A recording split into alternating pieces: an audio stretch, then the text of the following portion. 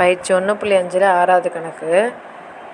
F of X வந்து நம்ம கொஷினில் கொடுத்துட்டு எஃப் ஆஃப் எஃப்ஐயும் எஃப் ஆஃப் எஃப்ஐயும் கண்டுபிடிக்க சொல்கிறாங்க.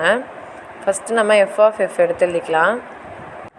எஃப் ஆஃப் எக்ஸை காம்போசிட் எஃப் ஆஃப் எக்ஸு.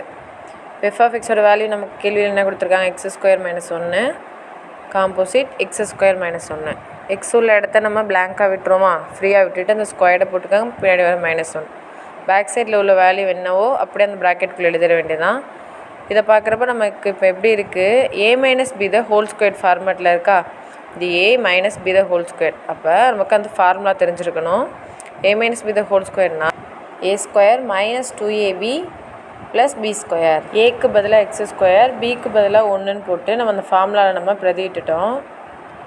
பிரதியிட்டு முடித்ததுக்கப்புறம் +1 -1 ஒரே மாதிரி இருக்குது, அதை அடித்து கொடுத்துட்டு மீதி என்ன இருக்கோ அதை எடுத்து எழுதிக்க வேண்டியதான். ஏக்கு பதிலாக x², பிக்கு பதிலாக 1. நம்ம வந்து ஏக்கு பதிலாக x² பதிப்பில் இந்த ஆன்சர் நமக்கு கிடைக்கும். இப்போ எஃப் ஆஃப் எஃபோட வேல்யூ கிடச்சிருச்சு. இப்போ 3 எஃப் ஆஃப் எஃப்னு கொடுத்துருக்காங்களா, அதே மாதிரி 3 தடவை நம்ம பிரித்து எழுதிக்கலாம். எஃப் ஆஃப் எஃப் இந்த மாதிரி பிரித்து எழுதுகிறப்ப நம்ம மேலே எஃப் ஆஃப் எஃபோட வேல்யூ கண்டுபிடிச்சி வச்சுருக்கோம் பார்த்திங்களா, அந்த வேல்யூ எடுத்து நம்ம அந்த ப்ராக்கெட்டுக்குள்ளே பிரதியிட்டுருக்கலாம். x⁴ - 2x². இப்போ எஃபோட வேல்யூ நம்ம எடுத்து எழுதிக்கலாம். கேள்வியில் உள்ளது x² - 1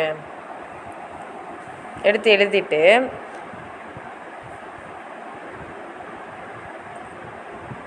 இப்போ நமக்கு எக்ஸ் இருக்க இடத்த பிளாங்காக விட்டுட்டு அந்த ஸ்கொயர் போட்டு -1 போட்டுட்டு பேக் சைடில் உள்ள வேல்யூ எடுத்துகிட்டு வந்து அப்படியே ப்ராக்கெட்டில் சப்ஸ்டிட்யூட் பண்ணிடலாம். இதுதான் எஃப் ஆஃப் எஃபோட வேல்யூ. தேங்க்ஸ் ஃபார் வாட்சிங்.